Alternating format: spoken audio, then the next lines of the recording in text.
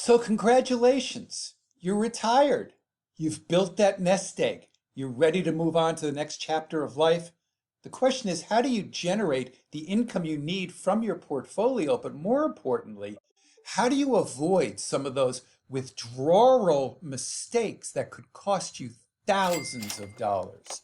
In this video, I'm going to share with you 4 of the biggest retirement withdrawal mistakes you can make and how to avoid them. Hi, my name is Mark Singer, and for timely and up-to-date information on retirement and retirement income, anything Social Security, click on the link below to subscribe to our channel and hit the notifications bell so you know when we post new videos. So let's get started on our teaching today. The first mistake, and it sounds a little wacky, is waiting too long. Now, this becomes interesting because it's all about coordinating when you should take your Social Security, whether or not you have monies in retirement accounts or IRAs, and also whether or not you have money in personal or taxable accounts. So for many of the people that I see, the big asset they have is in their rollover IRA from their 401k. That's where they've, done the best job of accumulating money.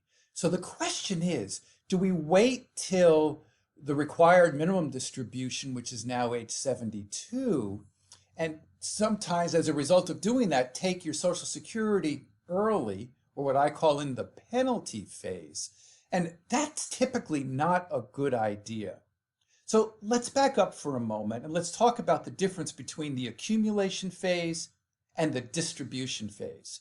In the accumulation phase, your planning was all about trying to accumulate as much money as you could. You could take on more risk than you might necessarily would when you were retired, right? So that you could develop the biggest nest egg you could. But now you've entered into the distribution phase, and the planning for this is very different. It's not so much about growing the assets, but how to take the money out and how to coordinate the various resources that you have so you can maximize your income, reduce your taxes, and preserve and protect your principal with your investments. So when you think about now that you're retired and you're considering the difference between should I take the Social Security early or should I take money out of the IRA? What you really need to do is crunch the numbers to find out whether or not it makes sense to take the money out of the IRA sooner, where the tax bracket may be a little lower, or you're better off to wait until required minimum distribution, because it could be a big impact on you if you take that Social Security early. That could, by definition, cost you tens of thousands of dollars later on. Now, mistake number 2. Now, it's interesting. I've talked to a lot of people who've come into my office who, while they were in the accumulation phase, their expectations were that they were going to be getting 6, 7, 8% returns. And now that they're entering into the retirement or distribution phase, they're expecting that they can withdraw that same 6, 7, or 8%. That is a huge mistake. Many of the studies within our industry have come to the conclusion around the concept of what we call the 4% rule. Now, the 4% rule, in summary, says you can take up to but no more than 4% in an effort to take the income that you need now, have income later, and hopefully preserve and protect the portfolio over the long run. Taking more than that 4% could lead to problems, serious and costly problems.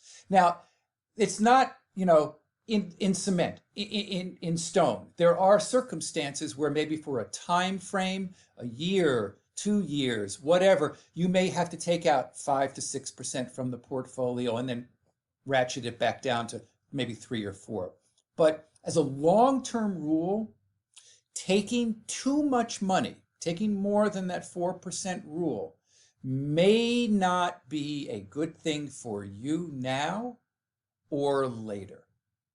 So be very careful. Now, mistake number 3 is all about cash flow, more importantly, understanding what your need is. Let me share with you a story just recently with a client. We were talking about what they were taking out of their IRA versus what they were taking out of their personal account. And they had been delivered somewhere in the vicinity of $2,000 a month. And I called them up and said, listen, I think if we continue to do this $2,000 a month, it's more than that 4% rule. It was upwards of almost 6% for them. I said, we really need to take a look again at your cash flow need. And their immediate response was, well, we really don't need all of the $2,000 now. Well, we should know that going in. You should know before you start to take the money out of your portfolio, before you make a decision on whether or not you take the Social Security early or later, what your cash flow need is. And I two recommendations here. As you fill out a cash flow worksheet, they're available online. First, make sure that you incorporate the taxes that will be owed. That is a number that a lot of people forget about. Oh, I need $5,000 and that's all they plan for, but they forget about the tax burden. So you have to up that amount. The second suggestion I would make as you initially make these cash flow worksheets, you typically forget stuff. So bump that number up initially by whatever that number is. Let's say it's $5,000. Bump it up by 10% just to give you a buffer initially. And after couple, 3, 4 years, and you realize, and the dust settles, and you realize what the actual numbers are, then you can take that 10% buffer out. But once you've established what your cash flow need is, then you can determine when to take Social Security, how much and when to take out of your retirement accounts, and when to take money out of the taxable account. And the difference between taking the money out of the taxable versus the IRA is significant, because typically you're taxed less on taking the money out of the taxable than you would be out of the IRA. All of this can be very confusing, I know, but if you want to learn more about the planning, and particularly the 4 mistakes that people make that could cost them thousands of dollars, click on the link below to learn more about our masterclass. Now, let me conclude with mistake number 4. And this is interesting because in this year of the pandemic, things have changed for those who are 72 or over. It used to be 70 and a half. The required minimum distribution was when you reached age 70 and a half, and that's when you had to start pushing money out. Now that's been moved to 72, which is, sort of in the reality is that we're living a little bit longer. They're letting you keep it in the retirement account for a year and a half longer. And for many of my clients, they don't really need the money to come out. It's forced to come out. So the government says you've had the ability to keep it in your IRA or your 401k this long and have it tax deferred. We want our tax now. So you must start taking it out. And it's in the vicinity of 3.5 to 3.6% in that first year of your total of your retirement accounts. But let's think about this for the moment. If you are 72 or over and you've hit that required minimum distribution number and you don't take out what you should, the penalty is huge. The IRS will impose a 50% penalty for the amount of the money that should have come out. So let's talk about this for a moment. Let's say you have a $100,000 IRA pool. 3 or 4 IRAs are all worth $100,000. You're supposed to take out 3.5%. So that's $3,500 you should take out. You'll get taxed on that amount. But let's just use the $3,500 for a moment.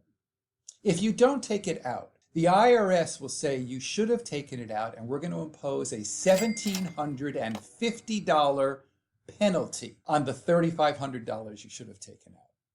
So be very aware of the required minimum distribution. And also remember, you don't have to take it out of every IRA. You could think of it as a pool of IRAs. In other words, if you had 5 $100,000 IRAs, you'd have a total of $500,000. You'd have to take that 3.5% out of the total of the $500,000, and you could take that amount out of one of the IRAs, 2 of them, 5 of them. It didn't matter as long as you took it out. For this year, however, as a result of the CARES Act and the pandemic, it's important to recognize You do not have to take out your RMD this year. So that's very big, particularly for those who don't wish to take the money out but have been forced to take the money out. So those are the big 4 mistakes when it comes to withdrawing money from your retirement. So now that you've retired, make sure that you know how to take the money out so you keep the most that you can. Thank you very much for watching. Please, if you enjoyed the video, tell a friend, subscribe to our channel, hit the notifications bell. Thank you very much, and I really do hope that you enjoy the retirement journey.